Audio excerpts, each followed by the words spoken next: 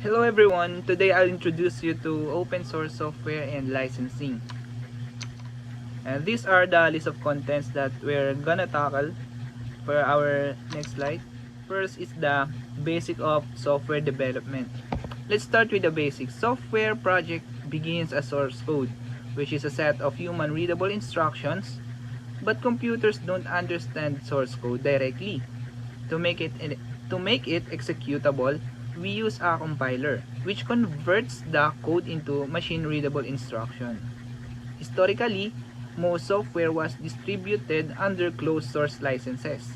This means user could use the software but didn't have the access to the underlying code. Moreover, these licenses often prohibited reverse engineering, restricting users from understanding how the software works. Next, the rise of open source and Linux. Open source emerged to address the limitation of closed software. It introduced the idea that users should have access to the source code, allowing them to inspect, modify, and improve it. Linux, written in C and inspired by Unix, adopted this philosophy and became a cornerstone of open source development. By fostering collaboration, Linux enabled developers worldwide to contribute, creating a robust, flexible, and scalable platform.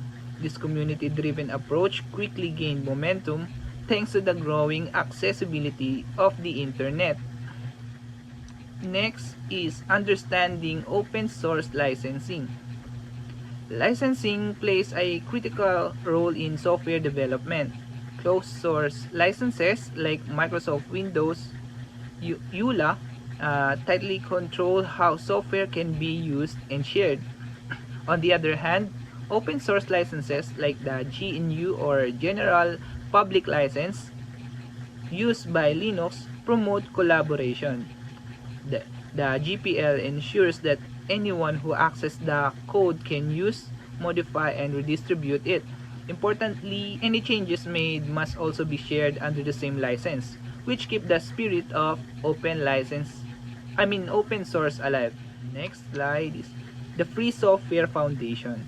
The Free Software Foundation, or FSF, has been a driving force for software freedom since its founding by Richard Stallman in 1985. It advocates for the user's right to share, study, and modify software. One of the FSF's most influential ideas is copyleft. This principle ensures that any modification to free software remains free and accessible to others. The GPL license created by FSF is a powerful tool to safeguard these freedoms while enabling global collaboration.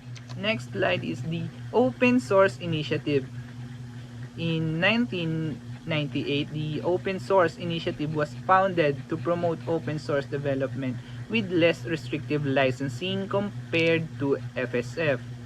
OSI-approved licenses such as BSD and MIT are permissive. They allow developers to reuse and redistribute codes even in proprietary system. While FSF focuses on software freedom through copyleft, OSI emphasizes flexibility and broad adoption. Together, they represent two sides of the same open source philosophy, collectively referred to as FOSS or FLOSS. Next is Creative Commons, open source for creative networks. While open source licenses apply to software, Creative Commons extend the concept to creative works like images, music, and written content. Creative Commons licenses allow creators to define how their work can be used, modified, and shared. For example, licenses like CC BY and CC BY-SA ensured attribution and encouraging sharing under similar terms, aligning with open source ideals. This flexibility empowers creators to retain control while promoting collaboration. The impact of open source. In conclusion, open source development has revolutionized the way we create and share software. Uh, Linux and Creative Commons highlight the power of transparency, collaboration, and shared innovation.